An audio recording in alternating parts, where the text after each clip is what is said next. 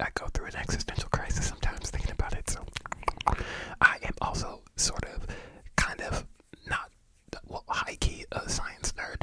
So I love science and I love facts about science, facts about science.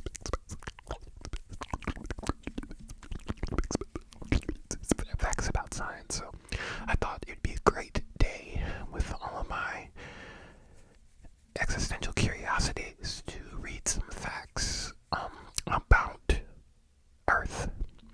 So today we're going to be using NASA.gov to read some interesting kind of preliminary facts about the planet and some good details. So sit back, and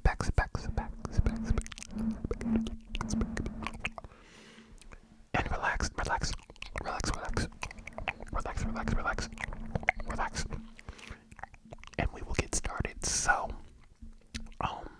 the first fact that we're going to talk about is Earth's namesake. Earth's namesake.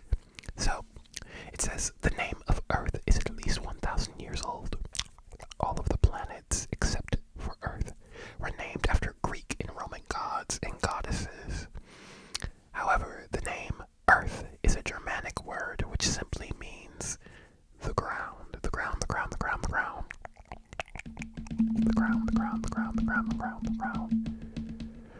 So,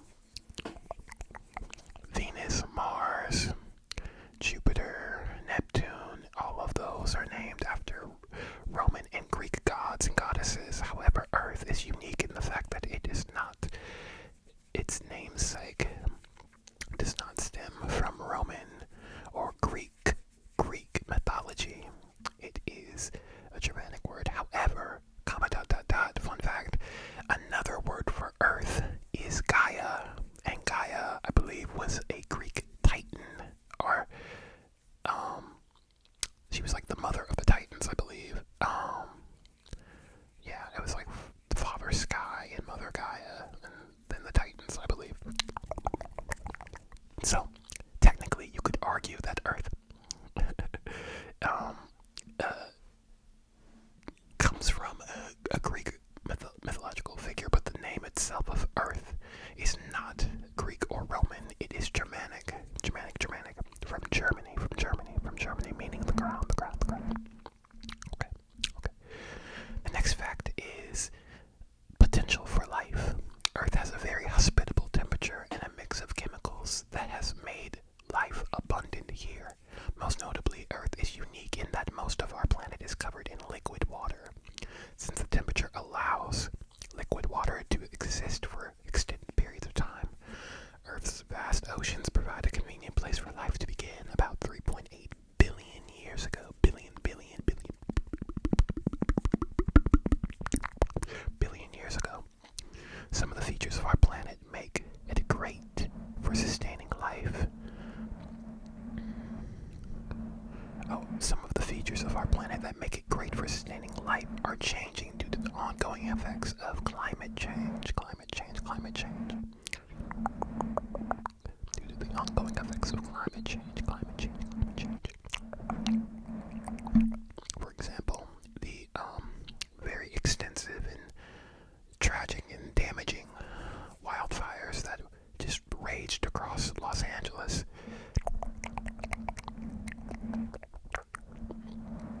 Things like that have been exacerbated by climate change. Also, I think it's very interesting how Earth is so perfect for the kind of life forms that live on it, right? Like, everything is perfect. You have to, sometimes if you think about all the, like, biological or chemical or biochemical kind of aspects of, organic life that have to go perfectly for you to thrive and exist. It's kind of crazy. And that's on a, global scale. We're talking about the world. Not even if you go down to, like, individual, like, biology, like molecules, atoms, your organ system as an individual person. It's insane. But I digress. The next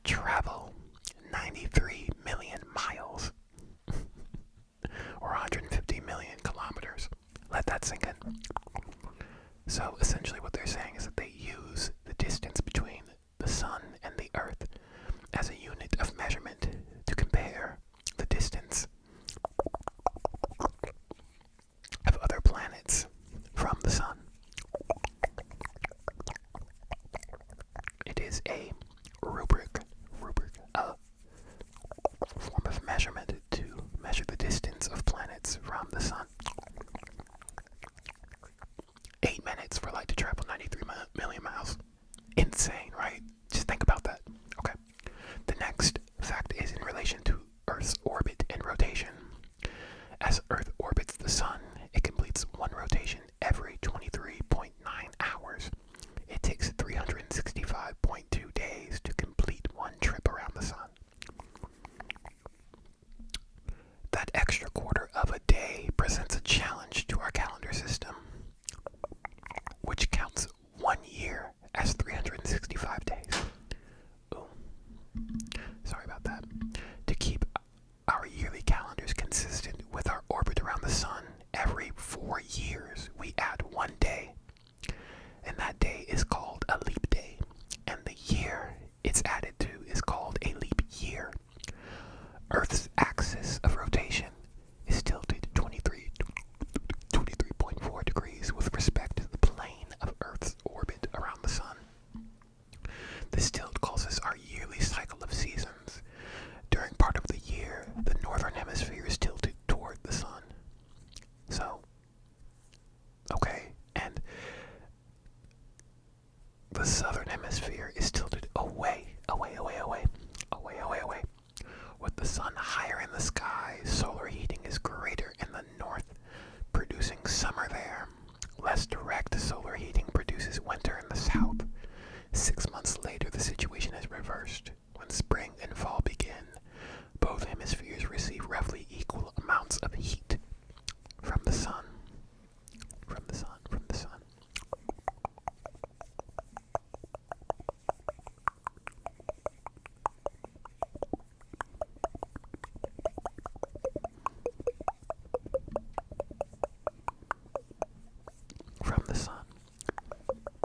So, that's pretty interesting, right?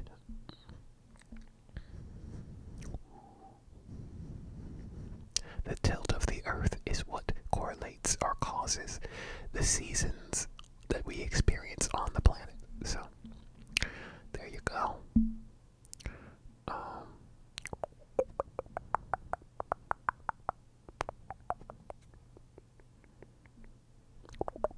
The next fact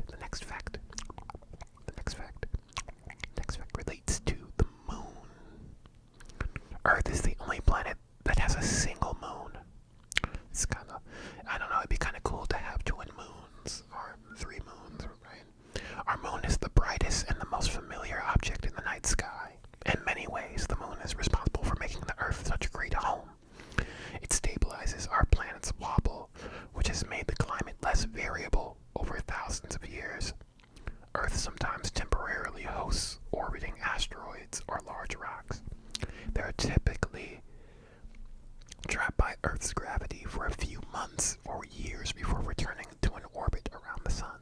Some asteroids will be in a long dance with Earth as both orbit the sun. Some moons are bits of rock that were captured by a planet's gravity, but our moon is likely the result of a collision billions of years ago. When Earth was a young planet, a large chunk of rock smashed into it, displacing a portion of the Earth's interior. The resulting chunks clumped together and formed our moon. With a radius of 1,080 miles or 1,738 kilometers, the moon is the 5th largest moon in our solar system. After Ganymede, Titan, Callisto, and Io, the moon is an average of 238,855 miles, which equals 384,400 kilometers away from Earth. That means 30 Earth-sized planets could fit in between Earth and its moon. Surprise, surprise, the next fact talks about rings. And if you weren't aware, Earth doesn't have any rings. It'd be kind of wild if it did, right? But Earth has no rings.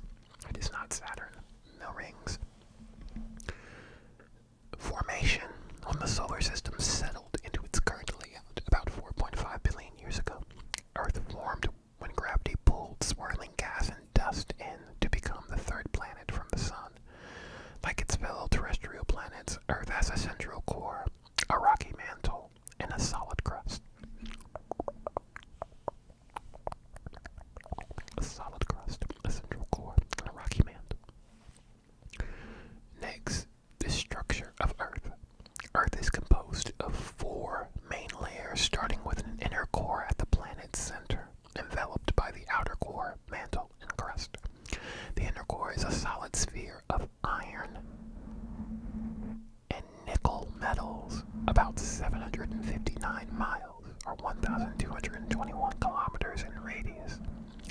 There, the temperature is as high as 9,800 degrees Fahrenheit, or 5,400 degrees Celsius. Surrounding the inner core is the outer core. The layer is about 1,400 miles, or 2,300 kilometers thick, and made of iron and nickel fluids. So it's thick with a Q. In between the outer core and the crust is the mantle and the thickest layer. This hot, viscous mixture of molten rock is about 1,800 miles, or 2,900 kilometers thick, and has the consistency of caramel. Do you say caramel or do you say caramel? I say caramel, but caramel sounds, I don't know, I've always liked how caramel sounds better, but I say caramel. By default, caramel. Anyway, the outermost layer, Earth's crust, goes about 19 miles or 30 kilometers deep on average on land. At the bottom of the ocean, the crust is thinner and extends about 3 miles or 5 kilometers from the seafloor to the top of the mantle. The surface of Earth, like Mars and Venus, Earth has volcanoes, mountains, and valleys. Earth's lithosphere, which includes the crust, both continental and oceanic, and the upper mantle, is divided into huge plates that are constantly moving.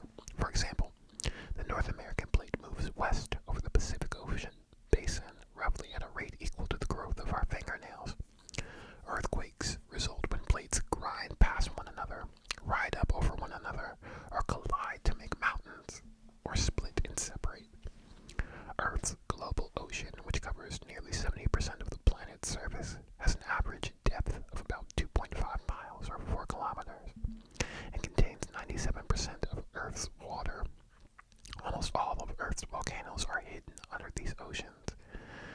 Hawaii's Mauna Kea volcano is taller from base to summit than Mount Everest, but most of it is underwater. Earth's longest mountain range is also underwater at the bottom of the Arctic and Atlantic Ocean. It is 4 times longer than the Andes, Rockies, and Himalayas combined. That's funny. I tried to whistle and I don't know, I just blew. But in regards to the Earth's atmosphere, near the surface, Earth has an atmosphere that consists of 78% nitrogen, 21% oxygen, and 1% other gases such as argon, carbon dioxide, and neon. The atmosphere affects Earth's long-term climate and short-term local weather and shields us from much of the harmful radiation coming from the sun. It also protects us from meteoroids, most of which burn up in the atmosphere, seen as meteors in the night sky, before they can strike the surface as meteorites. Again, insane how perfectly fitting that is for us to develop as organisms on the Earth. You know, it's kind of like the what came first, the chicken or the egg. You know, as Earth developed and became such a suitable place for modern organisms to thrive on it, all these conditions had to be met, right? We'd have to have an atmosphere that can protect us from the radiation from the sun, that also acts as a buffer for stray meteorites or asteroids. So it's really cool to think about it. Next, it's talking about the magnetosphere. Our planet's rapid rotation and molten nickel-iron core gives rise to a magnetic field which the solar wind distorts into a teardrop shape in space. The solar wind is a stream of charged particles continuously ejected from the sun. When the charged particles from the solar wind become trapped in Earth's magnetic field, they collide with air molecules above our planet's magnetic poles. These air molecules then begin to glow and cause an aurora, or the northern and southern lights. The magnetic field is what causes compass needles to point to the North Pole regardless of which way you turn. But the magnetic polarity of Earth can change, flipping the direction of the magnetic field. The geologic record tells scientists that magnetic reversal takes place about every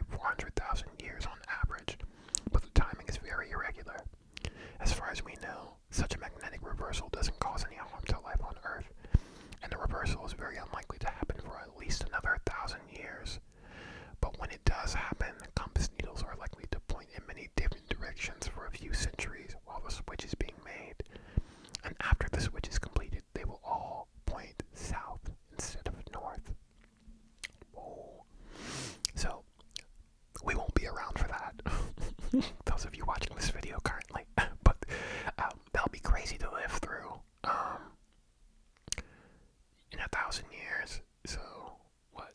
3,025. So, can you imagine life in 3,025? Wow. So, those were all the facts about Earth for today. I hope that it was informative. You got some tingles, or you got to relax. So, without further ado, if you're not asleep already, I'm gonna let you go. And until next time, we'll see you in the next video.